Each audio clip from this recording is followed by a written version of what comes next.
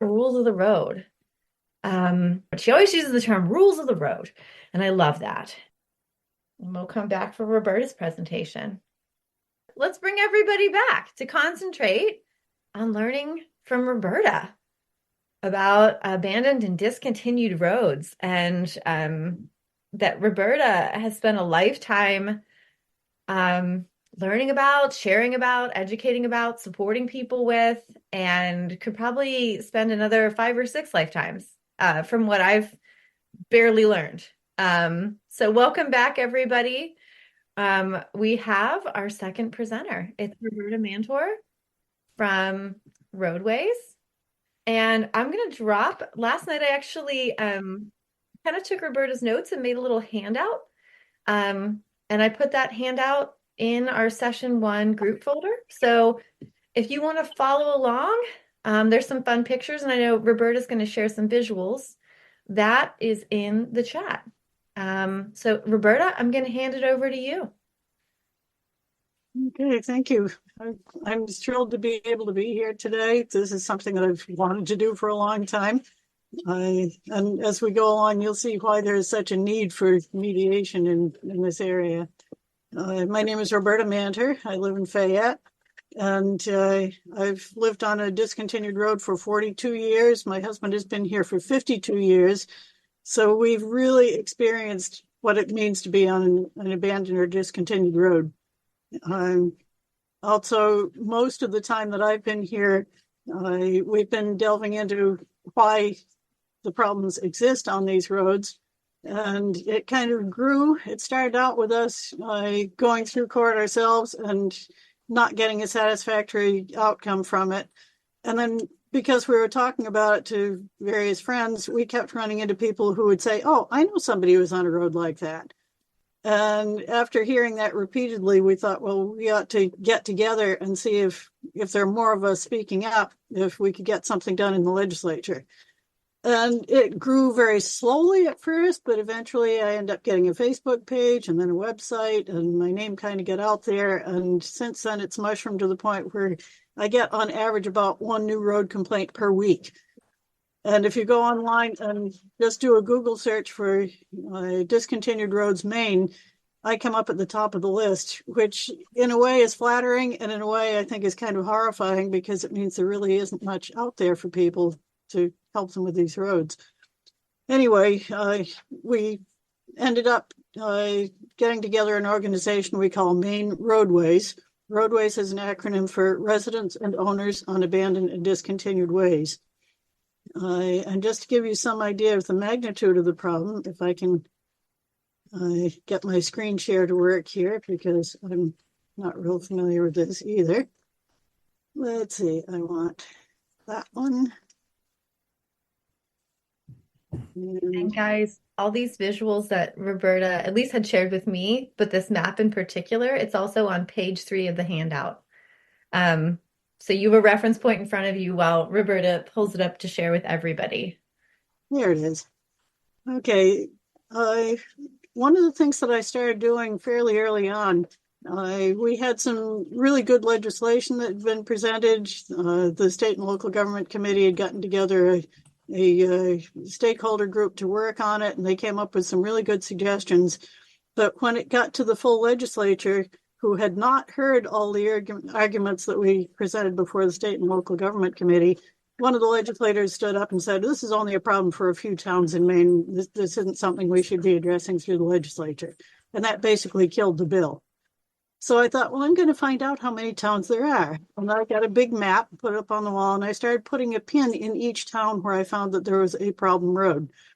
I have not updated this map in, I think, the last 6 or 8 years. So there are a lot more pins on it now.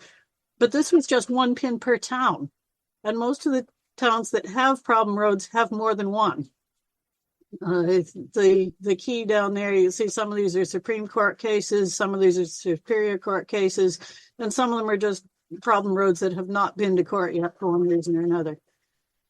I'm also a member of the board of MARA, which is the Maine Alliance for Road Associations.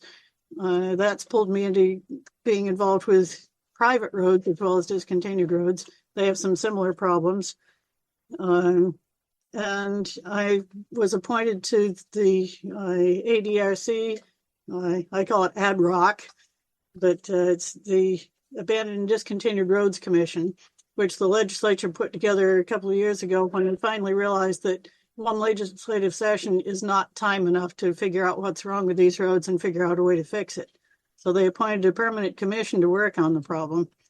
And we're still working on it and haven't made much progress yet because it is such a complicated issue. So that's who I am. Who I am not. I am not an attorney, and therefore I cannot give legal advice or interpret law. So whatever I say, I realize that this is based on my own personal experience. You can take it or leave it for what it's worth. And I do not speak for the Abandoned and Discontinued Roads Commission. I speak to them a lot, but I don't want to give the impression that I represent their position necessarily. Okay, what I do, I help people research the status of their road. And this is a complicated process. I'm going to see if I can share another slide here. Ooh, that works. I think. Can you see the slide that I'm looking at now, or not? Okay, let's see. I guess I have to stop share and put up the new one. Let's see. I may end up just skipping a lot of these slides because this looks like it's going to be a little cumbersome getting them to come up. No worries. Sometimes when you have a screen share up, the banner will actually say new share and you can click on that, but it's whatever you want to do, Roberta. I have it up on my screen, so why can't I get it to share? It should be there. Let's see. Share, there we go. Okay, these are some of the members of the Abandoned and Discontinued Roads Commission. We have quite a variety of people. Are you seeing that now? Yeah. Good. Okay. Yeah, we have Pete Coughlin from the DOT. We have somebody on snowmobile clubs. We have somebody from Inland Fisheries and Wildlife. We have somebody from the Department of Agriculture. We have somebody from County Commissioners. Somebody from Maine Municipal Association.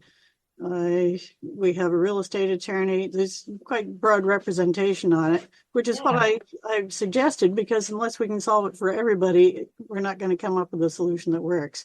But it also means that there are a lot of diverse opinions. So that's one of the reasons it's been hard to make progress. Let's see. Another thing that I do is I help people, besides helping them research the status of the road, I help them find the records that show what that status is. And if I can show another slide here. Let's see. I seem to have trouble going back and forth between screens here. Okay. I think all of us can relate, Roberta. Tabitis is a real thing. So many. Okay. There's a book that is available in all the registries of deeds. And I won't go into how it got there, but that's my handwriting on the cover. This is a printout put together by the DOT of all the listings they have of discontinued county roads. There are over 3,000 of them in the state of Maine. They're not all problem roads. Some of them were just discontinued very quietly and there's no problem with them, but a lot of them are becoming problems as people move out into the country. And I'm wondering if I click the right arrow, will that take me to anything? Maybe. Yeah, nice. This is how a lot of people feel on these roads. Still their needs are being met. You go to the town and you ask them for the records and the town says, we don't know where the records are. We don't know what the status of the road is and we're not going to look and we don't want you looking through our records either. So what I often end up doing is going to the state library and going through their collection of town reports to see if I can find a record of an old discontinuance. The reason you need to have those records is because depending on when the road was discontinued, it may remain a public easement, which means that everybody can use it, or it may have no easement. And when it was discontinued, it became a bunch of a patchwork of little pieces of private property because the land goes back to the land from which it was taken. And when that happens, sometimes the neighbors get along fine. They all let each other use it for access, but then maybe somebody new moves in and they acquire a piece of property on each side of the road, and all of a sudden they claim that they own the whole road, and they put up a gate and stop anyone from using it.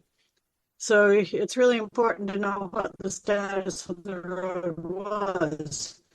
Was it discontinued with a public easement or discontinued without a public easement or without any easement? Was it abandoned? There are two kinds of abandonment. There's abandonment by common law, which is based on 20 years of non-use. And there's abandonment by statute, which is based on 30 years of no public maintenance. And common law abandonment extinguishes the easement, just like a discontinuance without easement. Statutory abandonment results in a public easement, and that has problems of its own. Another thing that I do for people, besides helping them find out what the status of the road is to help them find the applicable laws. There's a legislative statute search page where they can go and look up the laws. They can also go to my website, maineroadways.blogspot.com, where I've compiled all the statutes in one place to make them easier to find because they're scattered all through several different titles. And then hopefully I help them find solutions. But that's a frustrating process because often all I can do is tell them, well, you have a road that's discontinued and you're going to have to argue with the other landowners to see if you have access or not. And if they don't agree with your assessment of what the road is, even if you should legally have access, they may say that you don't. And the only solution is to take it to court, which is prohibitively expensive. So when I've done all the research, often I have to tell people, I'm sorry, there's nothing more I can do for you. And what amazes me is that they'll thank me profusely because I was the first person who listened. So this is where a lot of the mediation skills come in. Laws that can cause problems. And I'm going to see if I can, again, get to my screen share here. I'm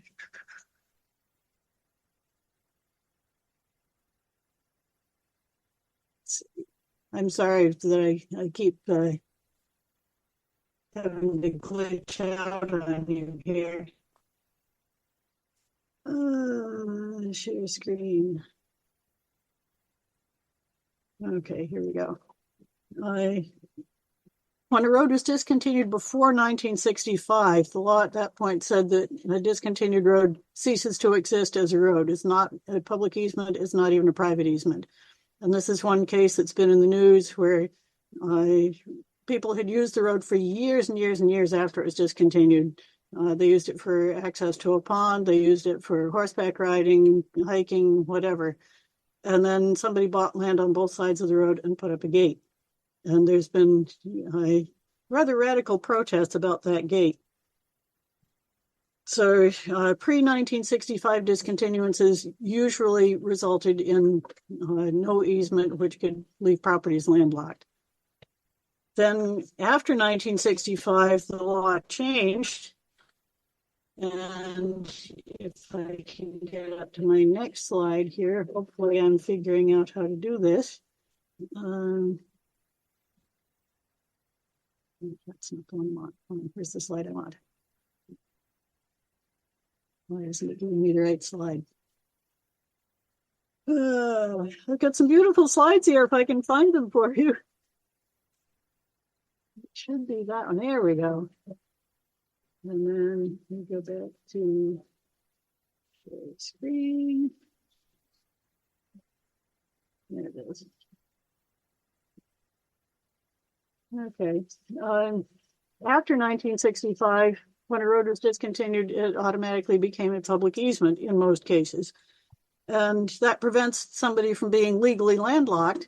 But the problem is that the public easement says that the public gets to use the road anytime they want, any way they want, 365 days a year, right through mud season, 2:30 in the morning, somebody wanting to test out their four-wheel drive or trying to sneak home drunk without being out on the roads where they'll get caught. And the result is that the public use can destroy the road. So while you legally still have access, you may have no physical access. This ends up with the landowners having to maintain a public road at private expense, which is a big problem. I guess I'm probably going to skip some of these slides because it's just too cumbersome to try to get through them all. But if we have time at the end, maybe I can come back and just run through a bunch. Let's see. Abandonment. Prior to 1976, there was only common law abandonment, which was based on 20 years of nobody using the roads. This gets to be a contentious issue as well because I've got some good arguments why it should mean that nobody used the road. And then there are people who will say, well, no, it only means that the public didn't use the road. And abutters don't count as members of the public. Hunters count as recreational users, which is presumed to be by permission, so that doesn't count. So you can have a road that's still been in use, and they'll say, oh, no, but because the public didn't use it, it still qualifies for common law abandonment. And they close off the road.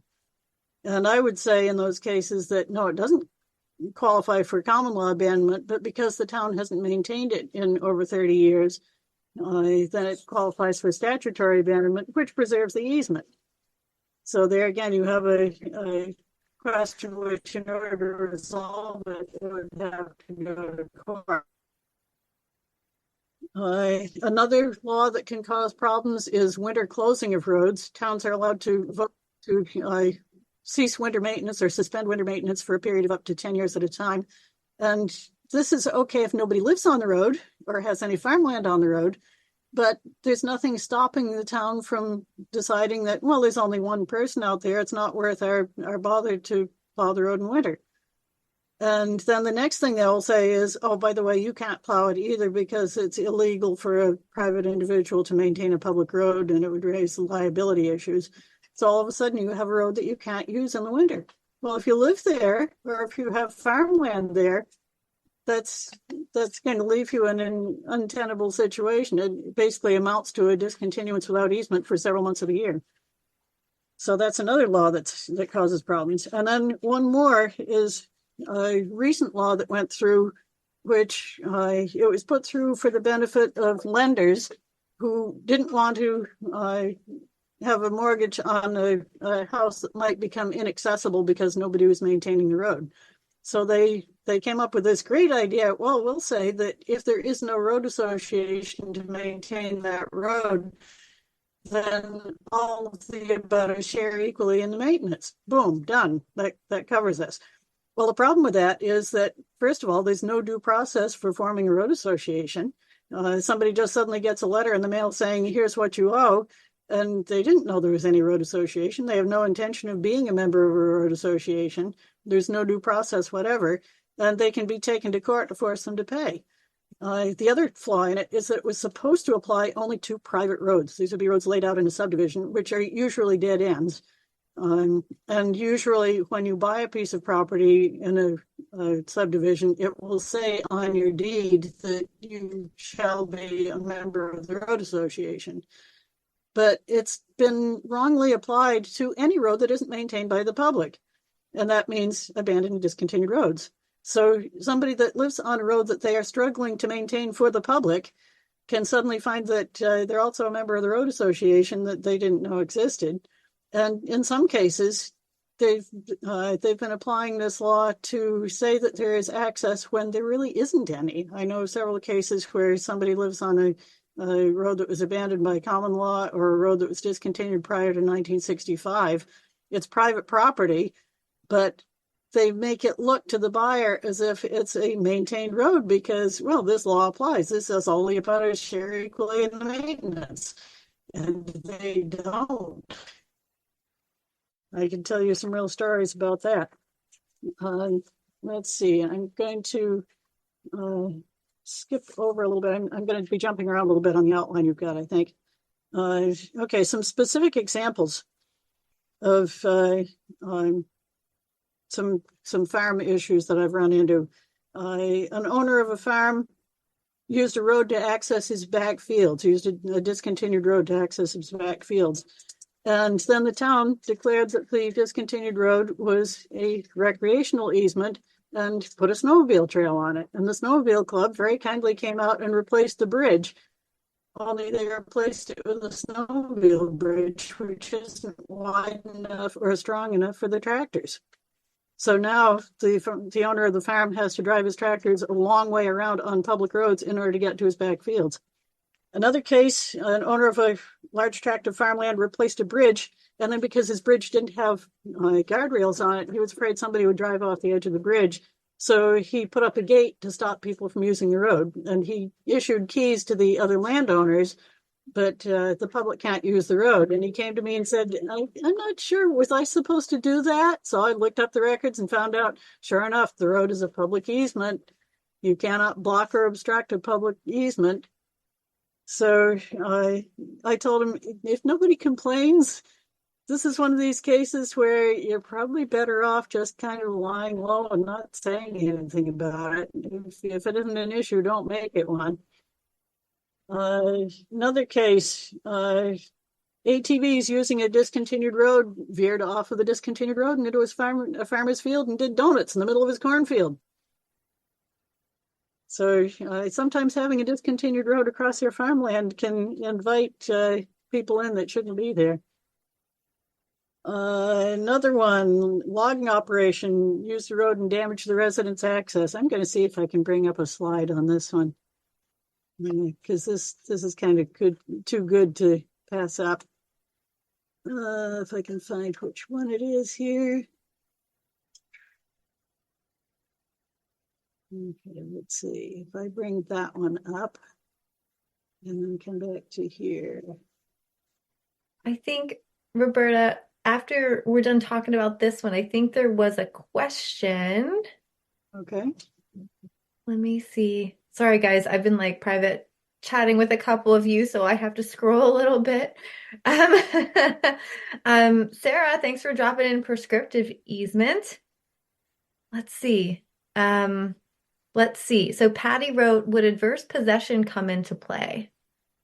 Okay, yes, excellent questions. Adverse possession and prescription are two possible options in cases where the road was discontinued without easement.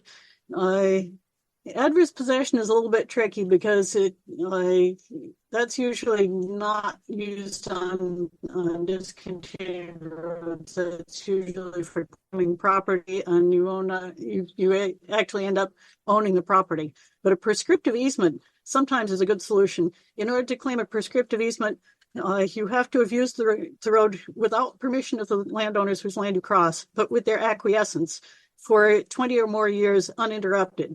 So if they put up a gate for a while in the middle of the 20 years and stop you from using it, then you can't make that claim.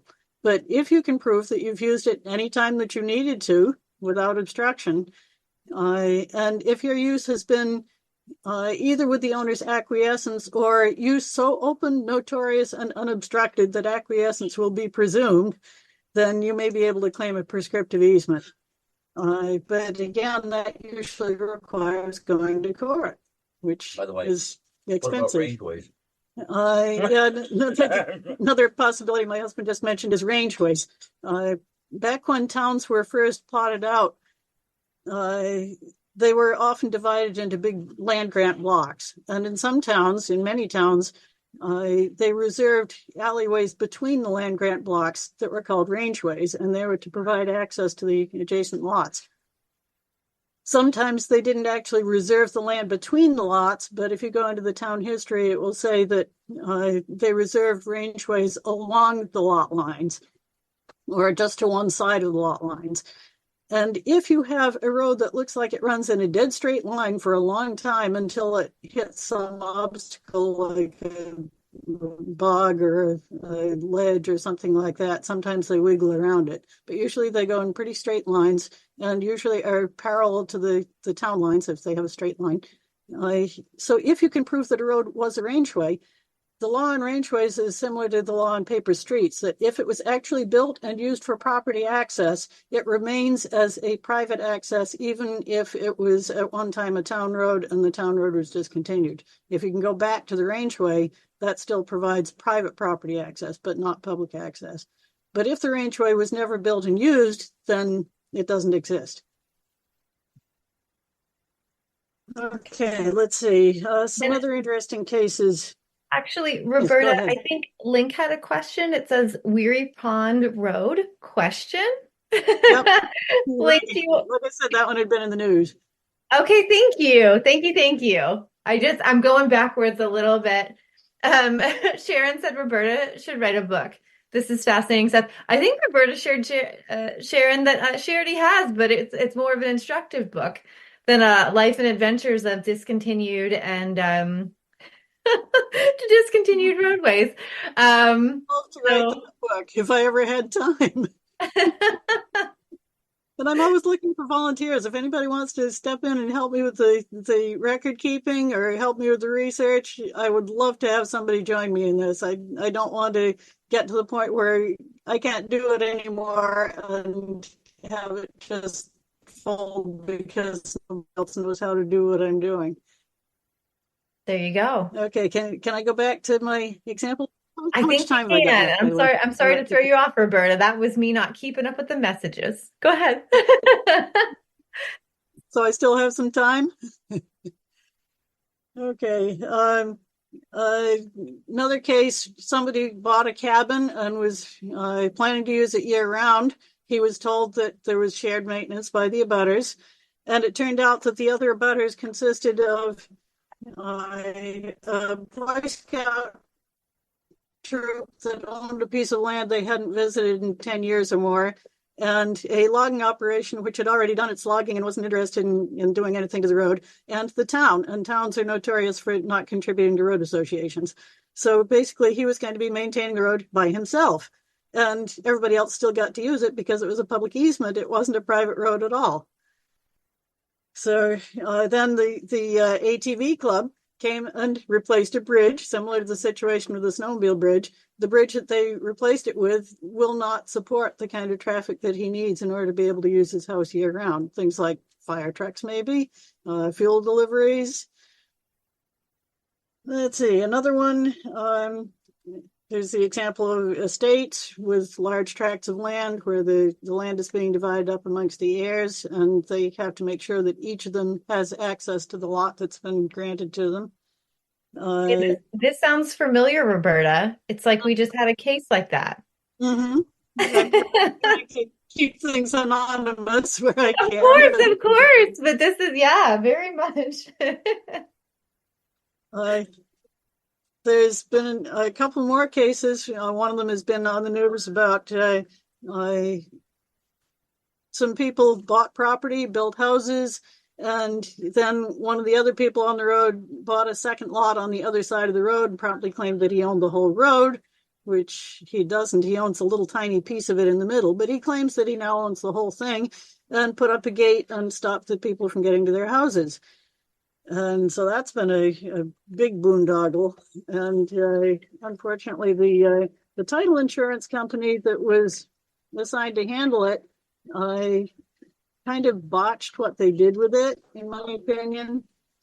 So now they're stuck with a private road with a road association that is managed by the bully, basically, when what they should have had was a public easement.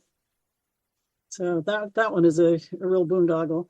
Another one, a farmer wants the town to discontinue the public easement over a road that crosses through the middle of his fields. There's no particular reason why the public needs it. There's nobody that would be landlocked by discontinuing it, but they want to have it for an ATV trail, so they don't want to discontinue the easement over it. Another one, town closed the road to winter maintenance and prohibited the farmer from plowing it. That one bounced back and forth to court several times, and I'm not sure what the final outcome was. I think the last I heard, the town was just ignoring the court order. Maine Woodlands owns properties that are crossed by discontinued roads like to discontinue the public easement so that they can control the public use. If they discontinue the public easement, it then gives them the power to put up gates and say you can use the road at certain hours or certain times of the year and not have everybody just going through whenever they please. There's another case where a town owned a piece of land that they had taken on a tax lien. It was a wood lot. They hired somebody to come in and harvest their wood off the wood lot, and he did enough maintenance to get the wood out. And then the town after that claimed that the road was abandoned. As a matter of fact, that's the picture that I have up there now. And because they claimed the road abandoned, they designated it as an ATV trail, which made quite a mess of the road. And then the ATVs and four-wheel drives. The road also provides access to the backside of St. George State Lake St. George State Park. And there was a fire, and the fire trucks couldn't get there. So this is another of the big problems on discontinued roads is what happens when you need emergency access and the public has torn up the road and the private individuals can't keep the road passable. There have been some recent attempts to improve the laws. How am I doing for time? Oh, I was actually just going to say, Roberta, we have just maybe 1 or 2 more minutes. Okay. So, perfect. To go real quickly through attempted improvements in the law. The discontinuance law now allows the property owners to try to come to an agreement where they can have shared private access and get rid of the public easement. The problem with that, while it sounds like an ideal solution, the problem is that the town then gets to vote on whether they're going to give up the public easement or not. And they can just say, no, we've got a good thing going here. You're maintaining it. We get to use it. Why should we give it up? The discontinuance law can be used to try to discontinue a prior reservation of a public easement, but again, the town gets the final vote on it. The abandonment law now requires some due process, which it didn't used to, but it's so complex that now towns are tending to say, well, we're just not going to declare it abandoned, but we're not going to maintain it either. And that leaves the road in limbo. The abandonment law now prohibits ATVs, but because the old abandonment law didn't, it isn't retroactive. And inland fisheries and wildlife can't tell which roads were discontinued or abandoned under which law, so they don't know where the ATVs are allowed and where they're not allowed. Towns are supposed to file records of discontinuance or abandonment with the Registry of Deeds, but they're not required to inventory any of their past actions, so finding the records can be very difficult. There are 2 laws that give some recourse when there's damage to a public easement. There's one that says that it's a Class E crime to damage a public easement with a motor vehicle. There's another one that says that a landowner has a cause of action against someone who damages a public easement with a motor vehicle. But the problem is catching the person who did it, because they often come through in the middle of the night or when nobody's home. I already mentioned about the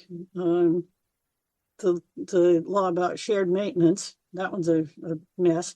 There are now disclosure laws which require a seller to disclose if the road is not maintained by the public, and if so, to say who does maintain it, if known. And here's where sometimes realtors will get in touch with me and say, help, I don't know who maintains this road, or if anybody maintains the road, or what's the status of the road. And that's where I'll jump in and try to help find the records for them. But again, sometimes they don't know what the status of the road is, and so that's not much help. And that shared maintenance law has been kind of crowding in on this one. People are using that one instead and claiming that the road is what it isn't. Let's see. Keita and Claire both said they have some private stories that touch this, which I'm like not surprised from what I've learned about the scope of your work. And then we have a question from Sarah. Sarah, go ahead. Hi, I just wanted to start off by saying thank you, Roberta. This is wonderful. Again, I'm a lawyer. I represent people in a lot of these cases, and I hadn't come across your website yet. It's great to have everything together. But in context of today's with the mediation, one thing I think it's important for everyone to know is that when you take a case like this to court, the court rules require the parties to do a mediation within the first several months. So one of the things I'm always telling my clients is the sooner you do a mediation, the better, because you pay your lawyer less for the fighting part of it. And so having this resource is important. And so again, for people like this, these sort of cases are great to mediate because there are a million ways you could resolve it. But one of the important things is making sure you have all the right people at the table. So you want to make sure you have an understanding of who has the rights or has a claim to those rights along that road. So, maybe you only have two people who are fighting, but to get to a good resolution, you might need to include the three other people to make sure you're getting people's rights. So this is a great thing to mediate. And thank you, Roberta. This has just been wonderful because there's so many issues.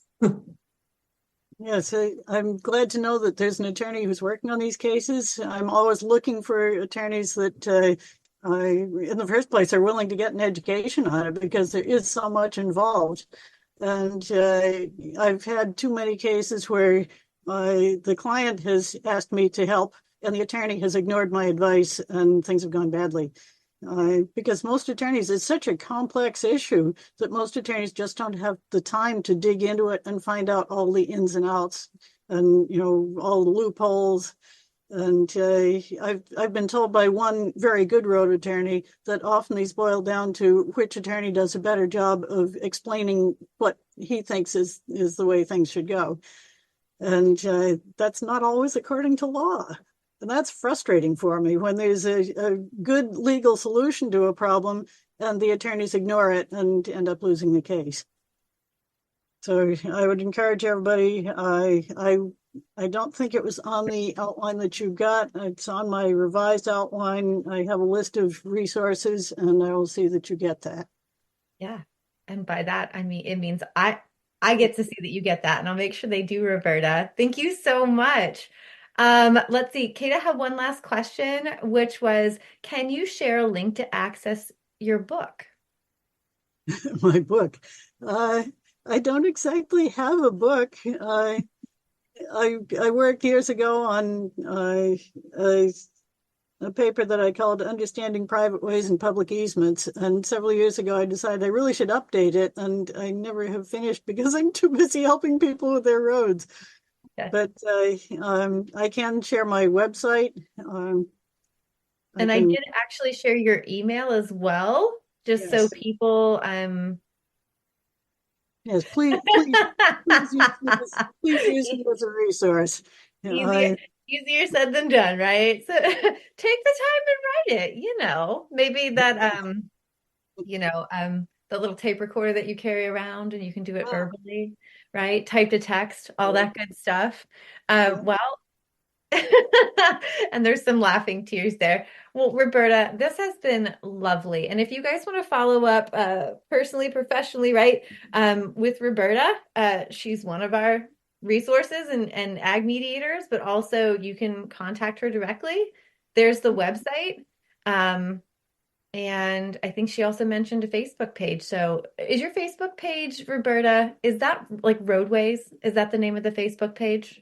It's Maine ROADWays. Maine ROADWays. There you go, guys. Just calling it Roadways. I got people from all over the world. Calling it Maine ROADWays narrowed it down to the people that are really interested. I love that. Okay, trial and error. Well, thank you so much, Roberta. And just so appreciate you and this amazing work that you do. Well, so everyone just offering some thanks. So we left off on rules of the road. Did we? I was like, do we want to open that Pandora's box, Roberta? Okay, let's go ahead, Roberta. A couple of things that I thought of. One is, what was the width of the right-of-way as the road was laid out? And there's a way of going to the Maine DOT map viewer site, and it will tell you the width of the layout of the road, if known. If it was a townway and they can't find the records, it's presumed to be 3 rods wide, which is 49.5 feet. So it'd be good to know what the actual right-of-way width was to know whether the trees are within that or not. Okay. my goodness, you're a font of knowledge. Roberta's dropping knowledge on us. I love it. Right? And of course, we want Roberta on our team to be able to give us all these points of interest. Can I share screen for a second? Roberta, go ahead. This is the Maine DOT public map viewer site. And if you bring up the sidebar, if you click on a road, it'll tell you information about the road, including width, 49.5 feet, 3 rods. Roberta, can you drop that link in the chat just so everybody can have fun looking up their road whenever we have some time? Cool. Actually, if you go to my website, there are instructions on how to get this site to give you what you need to know. Oh, that's awesome. Fantastic. So there's a tutorial and then there's, okay, so like different search terms and things like that, Roberta. I love that. And Roberta, I absolutely loved your talk. It was just amazing. It's so interesting. Roberta, thank you. Hi, Roberta. So nice to hear you. I'm glad I made it for your session.